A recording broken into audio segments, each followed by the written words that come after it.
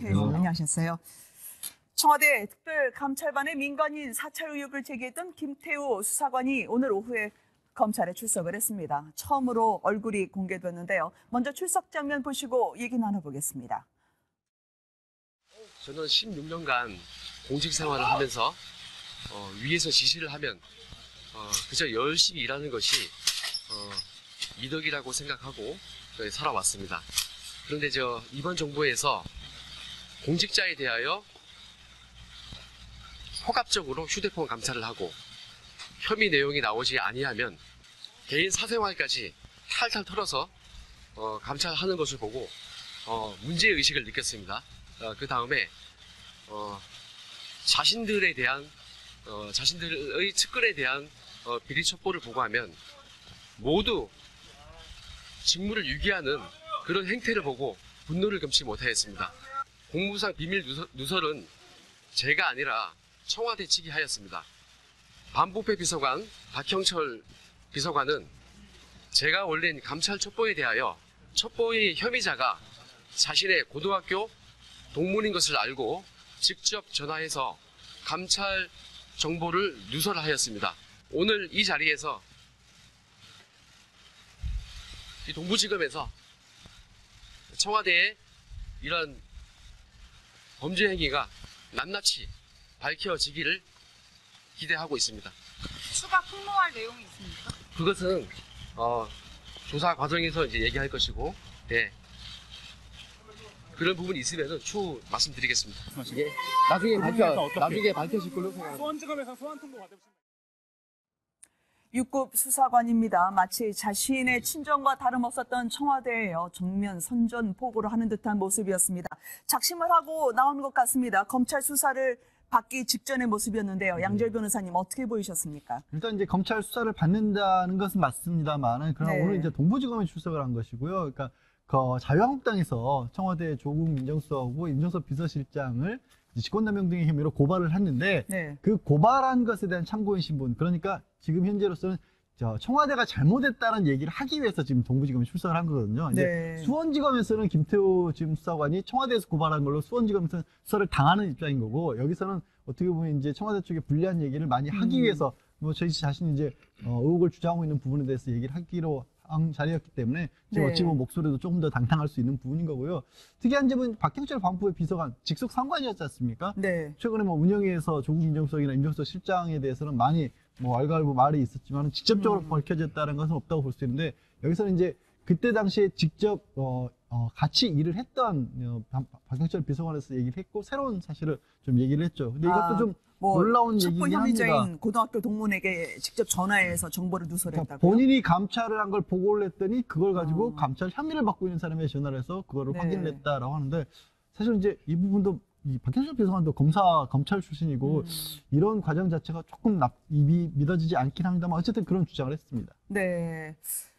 김구식 교수님 어떻게 네. 보세요? 지금 뒤에 보면은요, 이 엄마 부대 분들이 응원을 하러 나왔습니다. 이게 지금 수사가 아니라 이제 정치 쟁점화하는 게 아니냐라는 느낌도 받거든요. 그렇죠. 이미 그 청문회는 아니지만 운영위에서 네. 청문회급을 방불케 하는 여야 간의 공방이 있었고요. 그 과정에서 일단 여당은 여당들이, 야당은 야당들이 찬과 방패 싸움이 있지 않았습니까? 네. 그러니까 한쪽에서는 이 김태우 수사관이 사실은 그 청와대 내부의 민간 사찰이라는 것들을 밝혀낸 공익 제보자라는 이야기를 계속 하고 있는 거고, 네. 또 한편에서는 비혐의자인데 그걸 감추기 위해서 거짓을 이야기하고 있다고 지금 그렇죠. 팽팽히 맞서고 있기 때문에 아마 저 뒤에 나왔던 피켓 들고 응원과 지지를 보낸 저 아줌마 부대분들은 이제 자유한국당 쪽, 그러니까 네. 김태우 수사관을 지지하는 그런 아마 정치적인 의사표시를 한 것으로 보입니다. 그래서 저는 이 부분이 그동안의 여야 정쟁의 도구였다고 한다면 일단은 네. 운영이 한번 했고, 그리고 이제 검찰 수사가 본격화됐기 때문에 서울 수원지검이든 동부지검이든 검찰 수사가 좀 명명백백하게 진행이 돼서 과연 네. 누구 말이 맞는 것인지 이 부분에 대해서 이제 검찰 결과를 보고 그에 따라서 정치적 쟁점은 좀 뒤로 미루는 것이 필요하지 않나. 이제는 조금 한숨 고르고 여당도 네. 야당도 좀 한숨 고르고 검찰 수사를 지켜본 뒤에 이 문제를 좀 마무리하는 게 좋지 않나 생각합니다. 네. 정태현 변호사님, 지금 이분 변호인이 교체가 되기도 했었잖아요. 그렇습니다. 정원의 당협위원장, 특정 당 출신이라 그래서 논란이 빚기도 했었었는데 명예훼손은 아니기 때문에 시시비비가 가려질 수 있을까라는 부분도 있고요. 그래서 이제 그 김태우 전 수사관이 고발을 당한 것은 공무상 비밀 누설로 이제 당했고, 명예훼손으로는 안 됐거든요. 근데 명예훼손 사건으로 고발이 된다 그러면 과연 그 사실이 진실인지 아니면 허위 사실인지 여부까지 조사를 해야 되거든요. 아마 그런 점에서 그 부분에 대한 논란은 피해야 한다는 생각에서 일단 공무상 비밀 누설죄로 고발을 한 걸로 보이고요. 네. 이 김수사관의 전 변호인인 석동현 변호사는 본인이 예전에 자유한국당의 당협위원장을 한 적이 있기 때문에 혹시 그 정치적으로 비춰지면 곤란하다. 그래서 자진해서 사임한 걸로 알려져 있습니다. 네. 그래서 우리 김 교수님 말씀대로 이 사건은 검찰이 철저히 수사를 해서 과연 그러한 그 김 수사관이 주장하는 민간인 사찰이 상부에 보고되고 그 지시에 따라서 이루어졌는지 네. 아니면 김태우 수사관의 그 개인적인 일탈인지에 대해서 철저히 조사를 해야 될 걸로 보입니다. 알겠습니다. 우리가 지난번 박근혜 정권 때 똑같은 걸 봤지 않습니까? 철저히 네. 조사를 해서 진실을 밝혀야 될 걸로 보입니다. 네.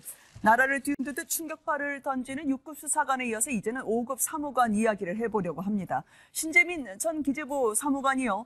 오전에 기자와 경찰의 이분을 찾느라 한바탕 소동이 일었습니다. 양지열 변호사님, 요즘 힘들었다, 행복해라라는 말만 들으면 정말 유서인 것처럼 추정될 수밖에 없었었는데요. 네, 이 그렇습니다. 문자를 던지고 잠적을 했었다고요. 그 친구, 가까운 친구에게 그런 식의 말씀하신 것처럼 뭐 마지막을 네. 암시하는 문자를 던졌고, 그래서 경찰이 이미 또 수사에 나선 상황에서 또 목요 커뮤니티 게시판에 굉장히 장문의 글을 남겼어요. 거기는 뭐 유서로 추정되는 정도가 아니라 그냥 네. 극단적인 선택을 실시간으로 하고 있는데도 불구하고 참 어떻게 보면 세상 떠나기도 어렵다는 식의 그런 일들을 많이 썼거든요. 그래서 정말 언론도 그렇고 경찰도 많이 긴장을 했습니다만 어쨌든 뭐 다행히 생명의 네. 지장이 없는 상황에서 12시가 좀 넘어서 이제 한 모텔에서 발견이 됐습니다. 네. 구체적으로 유서로 추정되는 문구는 어떤 게 있었다고 하나요? 뭐 폭로를 하게 된 계기 같은 뭐 네. 공무원으로서의 부채의식 때문에 그랬다라는 것이 있고요. 정말 내가 너무 어린애같이 폭로를 했다. 그리고 폭로 과정이 이렇게 하는 바람에 좀 내 말을 사람들이 안 믿어주는 것 같다. 네. 그리고 그 사이에 어떻게 보면 뭐 술도 원 없이 먹고 돈도 원 없이 써봤는데 그러면서 또 이제 카드값도 갚아야 되는데 어떻게 할지 모르겠다는 식의 걱정도 좀 했었고, 이거 약간 아무래도 이제 뭐 심정이 복잡해서 그렇게 했겠지만은 마지막에는 내가 이렇게 세상을 떠나는 것 자체도 이렇게 힘들 줄 몰랐다라고 하면서 네. 다시 태어나면 조금 더 뭐 멋들어진 외모로 태어나고 싶다, 이런 내용들까지 조금 여러 가지 내용들이 좀 혼재돼서 있었습니다. 정말 많은 분들의 가슴을 졸이게 하지 않았겠습니까? 저렇게 마지막인 것처럼 암시를 하면은요. 그런데 오후에 나왔던 기사가 결국 모텔에서 발견됐고 숨쉰 채 발견. 이게 웃을 수도 없고 울을 수도 없는 그런 기사가 나올 수밖에 없었는데요.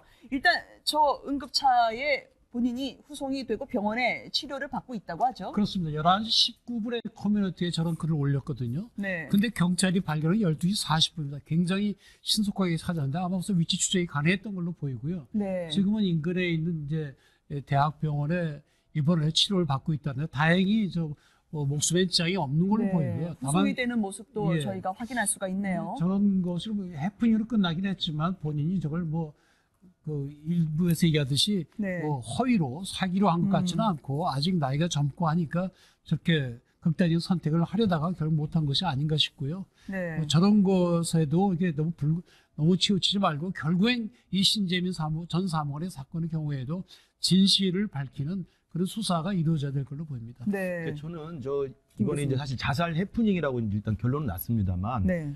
그 올린 글이라든지 이런 것들이 이제 보통의 일반적인 상황에서 볼 때는 굉장히 좀 정서가 불안하다는 느낌이 제일 그래요? 강한 것 같아요. 그러니까 어제는 사실 또 오후에 긴급 기자회견을 열어가지고 또 언론에 대고 많은 이야기도 하지 않았습니까? 그리고 자기는 웃으면서 이 폭로를 하고 싶다. 내가 네. 왜 도망 다녀야 되느냐. 그래서 굉장히 당당한 모습을 보였다가 오늘 갑자기 또 유서를 암시한 듯한 내용을 남기고 사실 잠적을 했단 말이에요. 그러니까 네. 저는 일단 두 가지로 추측이 가능한데 첫 번째는 굉장히 지금 젊은 나이지 않습니까? 그렇죠. 그러니까 젊은 나이에 저런 것들을 폭로해서 모르겠습니다. 본인 개인적으로는 이게 별거 아닐 거라고 생각했는데 지금 사회적, 정치적 타장이 엄청나게 커지 않았습니까? 그러니까 자기가 감당할 수 없는 수준까지의 정치, 사회적인 어떤 영향력과 압박, 그다음에 네. 그 분위기를 감당하기 쉽지 않거든요. 그러니까 그 젊은 나이에 그것들 견뎌내야 되는 것에 대한 부담감 같은 게 분명히 있었을 것이고요. 네. 두 번째로는 자기 스스로가 일단 그 신재민 사무관의 말만 따라 추적해 보더라도 일단 고시 공부를 열심히 해서 고시가 됐고요. 네. 그리고 실제로 사무관으로 관료 생활을 했고, 근데 스스로 지금 사표를 쓰고 나왔단 말이에요. 네. 나와서 또 4개월 동안은 고민과 잠적을 했다가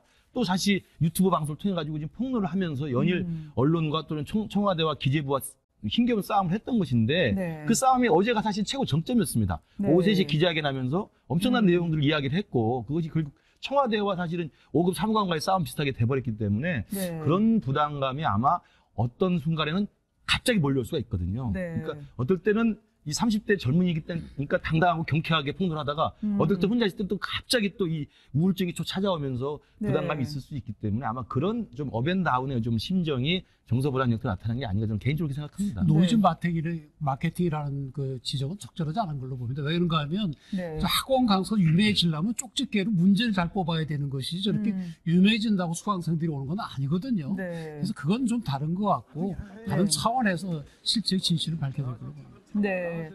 김구식 교수님, 지금 이 어린 친구가 왜 이렇게 됐을까를 저희가 계속 이제 따라가 보고 있는데 네. 유서를 쓰고 참작하기 직전에 청와대 청원도 올린 것으로 전해지고 있습니다. 네. 이 박근혜 정부 당시에 나라 빚을 많은 것처럼 해두어야 그 뒤에 문재인 정부 시절에 재정 건정성이 있는 것처럼 보인다. 그것을 지시했던 사람, 지금 김동연 전 부총리를 향해서요. 함께 일했던 분이지만 적나라하게 비망록처럼 다 담았던데요. 예. 어떻게 보셨습니까? 그러니까 어제 이제 기자회견 열고 공개했던 내용인데요. 그러니까 실제로 이제 신재민 사무관의 폭로는 두 가지 아닙니까? 하나는 첫 번째가 이제 KTNG 사장 개입건을 이제 기재부에서 자기가 문건을 발견했다고 그래서 네. 지난해 사실 방송사에 제보를 했고 그 제보자를 색출한다고 또 엄청나게 청와대에서 감찰에 들어와서 그걸 못 견디고 사표를 냈다는 거거든요. 지금 네. 신 사무관의 주장은.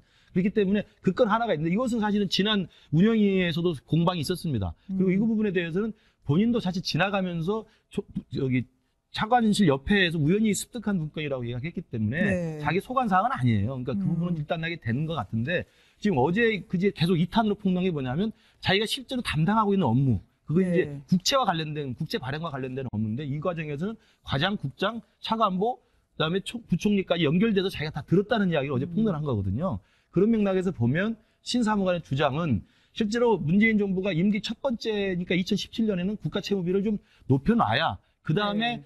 5년 동안 임기 동안에 국가 재정성의 건전성을 강화하기 좀 움직이기 편하지 않겠느냐 그런 의미의 정치적 고려에 의해서 기재부의 정책적 고려를 묵살했다는 거거든요. 그러니까 네. 기재부에서는 세수도 10조 이상 많이 거쳤고 그다음에 채무는 가능하면 갚을 수 있을 때 갚아놔야 되는데 네. 그것을 기재부에서 건전하게 올렸는데도 불구하고 청와대에서 압력을 행사해서 야 박근혜 성적표 좋게 할 필요가 뭐가 있느냐 그리고 그다음 우리 임기 4년 동안 계속 재정 건전성이 좋다고 하려면 채무를 높여놔야지 편하지 않겠느냐라는 정치적 고려 때문에 기재부의 네. 정상적인 그 위반 내용을 묵살했다는 거거든요. 이게 이제 그의 주장이고 기재부와 지금 담당했던 그 지금 국무실 차장 같은 경우의 주장은 기재부와 청와대 사이에 그런 논의는 할 수 있다. 네. 논의를 할 수 있고 열띤 토론 끝에 나온 결과다. 또 이야기를 하고 있는 거예요. 그것도 사실 일리가 있는 거 아닙니다. 그래서 소통한 거다. 네, 문제는 과연 기재부와 청와대 사이에 그 당시에 논쟁이 있었다고 한다면 그 논쟁을 좀 명명백백하게 밝히면 된다고 생각합니다.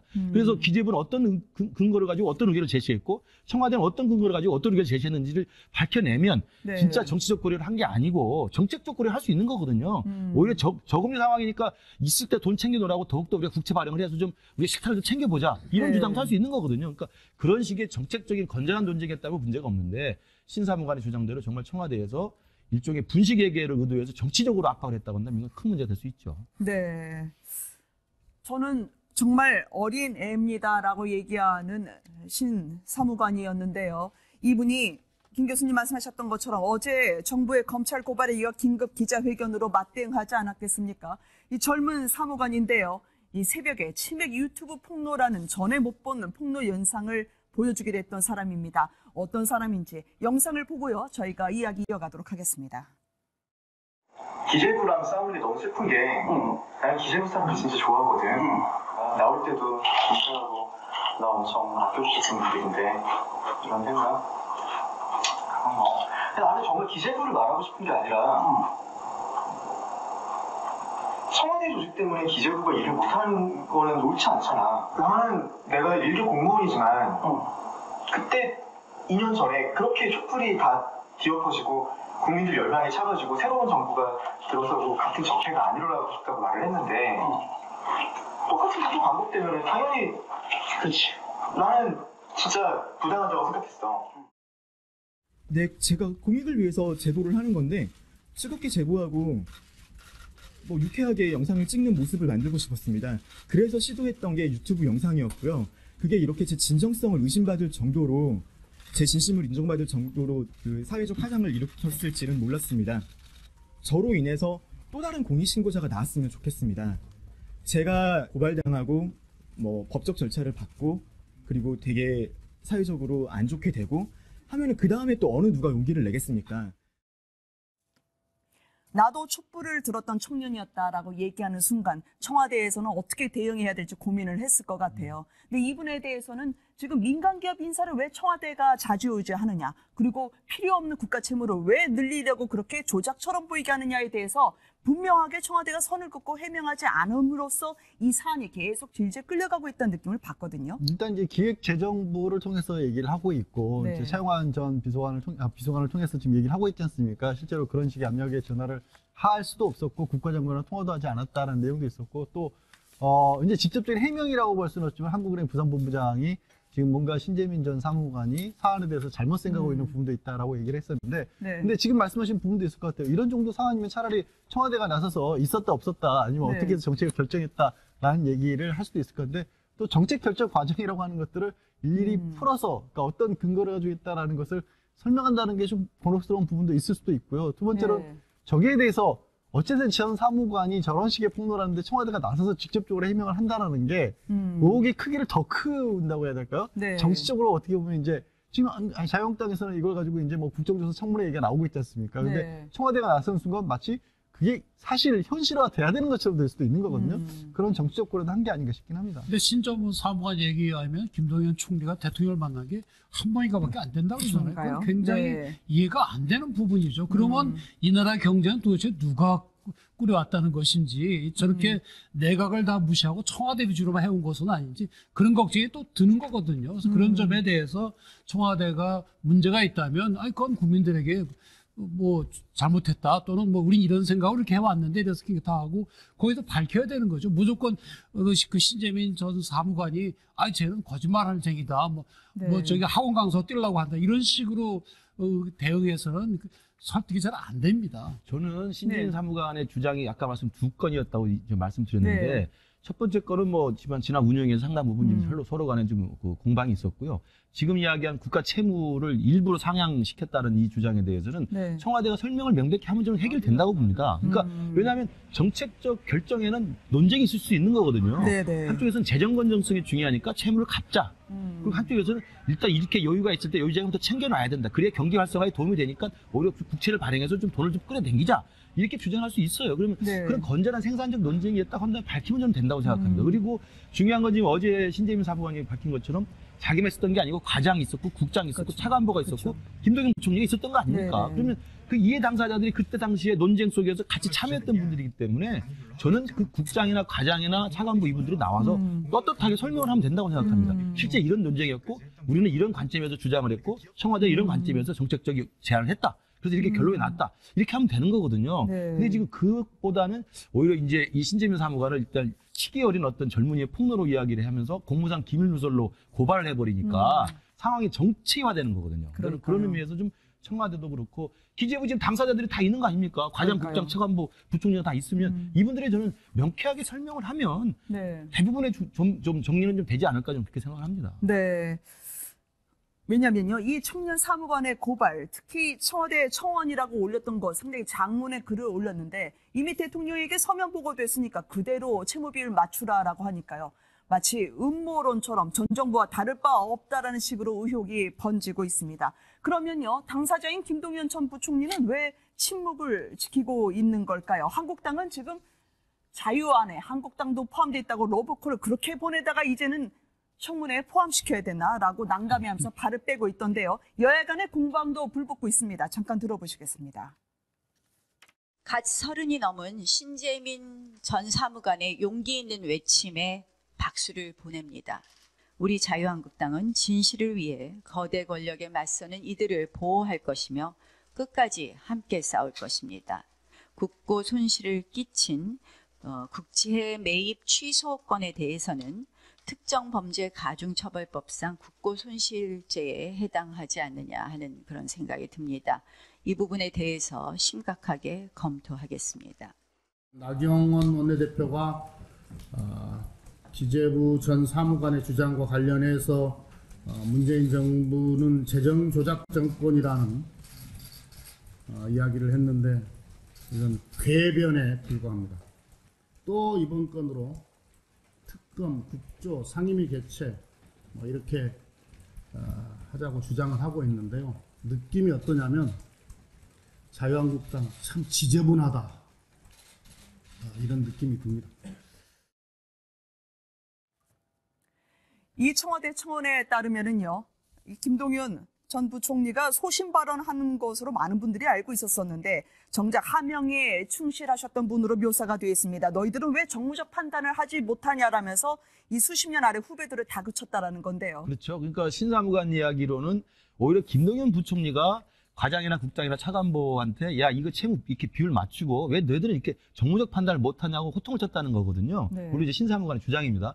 그렇게 따진다면 기재부 전체에서의 어떤 종합적 의견, 그러니까 재정 건전성이 중요하니까 채무를 발행을 좀 늦춥시다, 하지 맙시다라는 의견에 네. 대해서 오히려 김동연 부총리는 청와대 지시에 따라서 오히려 기재부를 압박했다는 지금 역할을 이루고 나오는 거거든요. 그렇게 된다면 그동안 김동연 부총리가 지금 이제 사직을 하고 이제 자연인이 됐습니다만 김앤장 싸움이라고 그래가지고 사실 장하정 실장하고 김동연 부총리 사이에 사실 경제정책을 놓고 갈등설이 좀 있지 않았습니까? 네. 대부분의 경우는 이제 김동연 부총리가 현실의 실물 경제를 이야기하면서 청와대의 어떤 탁상 공론에 대해서 좀 불만을 많이 제기했다. 네. 이런 식의 할 말을 좀 했다라고 했기 때문에 그런 어떤 김동연 부총리의 청와대에 대한 어떤 그 갈등설 때문에 한때는 자유한국당에서도 영입 대상까지 거론되지 않았습니까? 그러니까요. 네. 그런 김동연 부총리였는데 만약 신재민 사무관 말대로 청와대 입장만을 정확히 전달해서 압박을 했던, 기재부를 압박했던 그런 역할로 됐다고 한다면 그동안에 김동연 부총리 갖고 있던 이미지하고는 전혀 다른 지금 상황이 돼버린 거죠. 네. 그래서 사실관계 밝혀줘야 되겠지만 이게 참 용어가 애매한 것이요. 정무적 판단이라는 것이 무엇이냐, 그죠? 정치적 판단과 정무적 판단. 이게 좀 다른 거거든요. 예를 들어서 우리 장관이나 이런 차관 이런 입장에서는 사실 실무적인 판단보다는 정무적 판단이 중요하죠. 네. 근데 그것이 정치적 판단에 대해서는 안 되거든요. 정치적 판단은 어디 집권 세력의 정치적 이해관계를 위해서 국익이나 사회적 이익을 그거를 희생시키는 것이 정치적 판단이고 정무적 판단은 실무적으로는 이쪽으로 가야 되지만 전체적으로 볼 때 이쪽이 맞다 할 때 정무적 판단이거든요. 네. 그래서 김동연 전 총리가 과연 정치적 판단을 이야기한 것인지 정무적 판단을 이야기한 것인지 그거부터 확실히 해야 뭐 설명이 될 걸로 보입니다. 네, 불붙고 있는 이 신재민 사무관의 이야기까지 들어봤습니다.